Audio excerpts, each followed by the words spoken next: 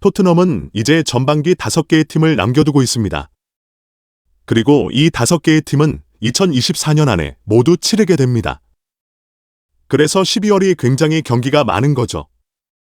그중에 B클럽 2개 팀과의 대결을 앞두고 있는데 그건 첼시와 리버풀입니다.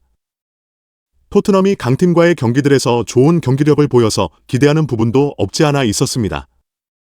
아스날, 코너킥으로 겨우 실점하면서 대등한 패배, 맨유 3대 0으로 대파를 시켰고 아스톤 빌라는 4대 1로 대파를 시켰고 맨시티마저도 4대 0으로만 시킨 팀이 바로 토트넘입니다. 그렇기 때문에 현재 강강약약이라는 특이한 조롱을 받고 있는데 첼시 뭐 나와라 뭐 할 수도 있잖아요. 네, 토트넘이 가장 약한 팀이 첼시인데 강한 팀에게는 강한 토트넘이지만 첼시는 냉정하게 보면 지금 강팀입니다. 어느새 아스날과 같은 승점으로 2위권에 있습니다. 이번 13라운드에서 아스톤 빌라를 상대했는데 전반 7분 만에 스트라이커가 골을 넣고 미드필더가 추가골을 넣고 경기 막판에 콜 파머가 환상적인 왼발킥으로 추가골을 넣으며 3대 0 완승을 거뒀습니다. 첼시 홈에서 경기를 했고 첼시가 체력적으로도 더 우위에 있던 건 맞지만 아스톤 빌라도 다크호스로 평가받은 팀입니다.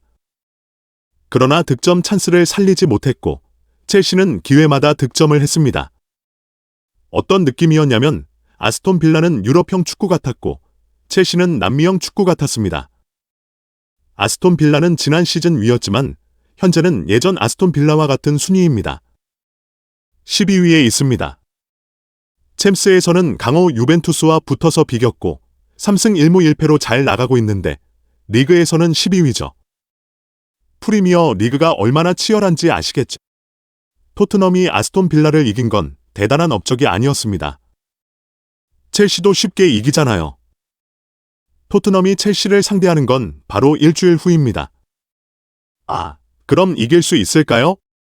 현재로선 30%라고 봅니다. 왜 30%라고 하냐면 토트넘은 맨시티를 이긴 팀 아닙니까?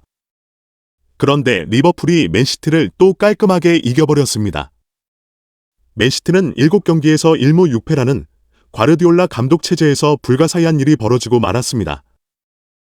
토트넘이 맨시티를 이긴 게 대단한 업적이 아니었던 겁니다. 토트넘은 네임밸류가 높은 팀을 이긴 거지 강팀을 이겼던 게 아니었습니다. 속았습니다. 그렇기 때문에 첼시는 강팀이거든요. 개막 첫 경기에서 맨시티에게 0대 패배를 했고 현재 리그 1위를 질주 중인 리버풀 원정에서 패배했을 뿐 아스날과 비기고 잘 나가고 있는 강팀입니다. 실점이 많다면 다른 기대라도 할 텐데 이건 경기당 실점이 거의 없습니다. 첼시는 토트넘보다 하루 일찍 주중 경기를 치릅니다. 그리고 상대가 꼴찌팀 사우스햄튼입니다. 첼시가 왜 강해졌냐면 이 팀에 올 시즌 새로운 감독이 왔는데 이미 스쿼드는 좋았습니다. 하지만 선수들이 호흡을 맞춘 것도 길지 않고 거의 새로운 팀이라고 봐야 합니다. 그런데 컨퍼런스 리그라는 최하위권 유럽 대항전에 진심으로 출전하면서 압도적인 경기력으로 조직력을 갖춰 나가고 있는 것 같습니다. 골들이 엄청나게 나오다 보니 선수들의 자신감도 폭발하게 되죠. 그래서 기세가 무서워졌습니다. 토트넘은 본머스전 금요일에 치르긴 하지만 첼시와의 경기는 홈이라는 이점 빼고는 또 불리하게 경기를 할 수밖에 없습니다. 진짜 기 빨리네요. 본머스전부터 넘기고 봐야겠지만 토트넘의 위기가 제대로 찾아왔다는 거죠. 풀럼을 이겼으면 그래도 좀 없는 힘이라도 생길 텐데 지금은 있던 힘까지 쭉 떨어져 버렸습니다. 토트넘은 아스날이 강팀에게 패배했고 이제 두 번째로 첼시라는 라인업을 준비해야 합니다. 리버풀과의 빅매치가 있다는 겁니다.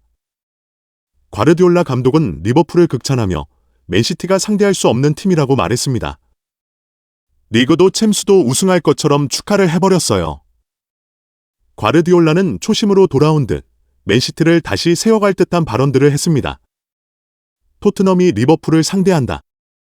혹시 진짜 손 떨리는 거 보이시나요? 토트넘이 완전체가 되어도 부담스러운데 지금 토트넘은 정말 지쳐있는 상황입니다. 풀럼전 후반에는 유로파 리그를 뛰었던 선수들이 체력 고갈로 풀럼과 에너지가 확 다르게 느껴졌습니다. 계속 가드만 올린 채 때려라 버티겠다. 그런 느낌이었죠. 리버풀은 분명 토트넘과 똑같은 경기 수를 치렀고 부상 선수가 없는 것도 아닌데 뭔가 야구라도 한 건 아닌지 의심이 될 정도였습니다. 겁나 잘합니다. 빨라요. 압박도 강력하고 어제 이게 어떻게 가능하지? 네. 아니 뭐 지쳐야 문제가 생겨야 약점을 공략할 텐데 지금으로선 토트넘이 당하기만 하겠더라고요. 리버풀전 때쯤이면 토트넘은 주전 센터백이 돌아오게 될 것으로 보입니다. 문제는 지금 수비가 아니에요. 오히려 수비는 덜하고 신스밴데이 칭찬받고 있는 분위기입니다. 그리고 집중력은 이 두 선수가 더 좋다고 느껴질 정도입니다.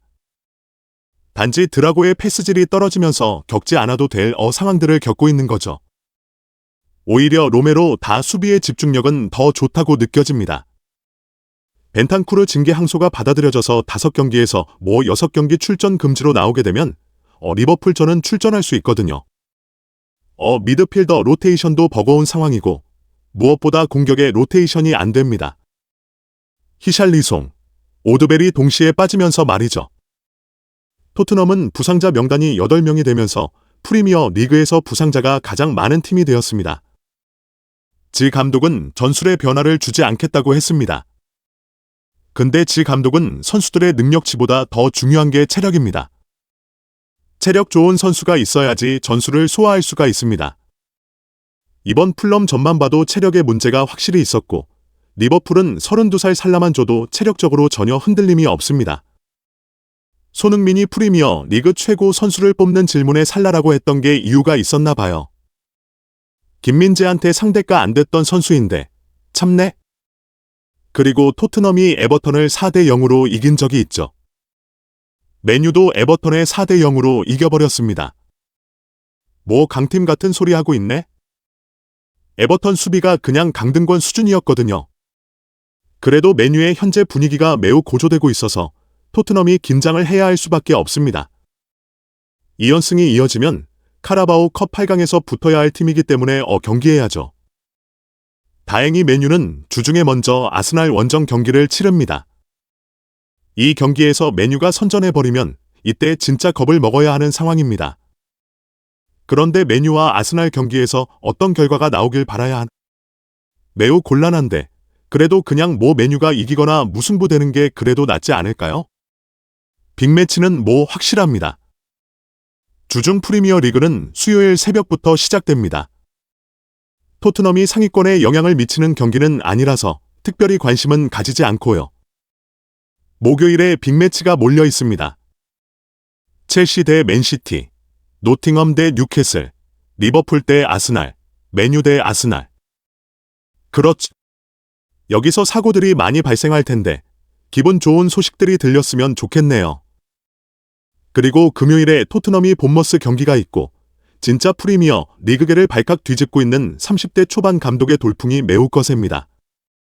브라이튼이 풀럼과의 원정 경기를 치르는데 풀럼이 참교육을 좀 시켜줬으면 좋겠네요. 아, 너희들 강했나? 손흥민이 골을 못 넣었다는 거 하나로 마치 한국 경제가 휘청거리던 기분인데 현재 지금 IMF 아니죠? 자, 여러분 힘내십시오. 축구는 축구일 뿐 상하지 말자. 감사합니다. 한국투노 채널입니다. 아래에 좋아요와 댓글을 남겨주세요.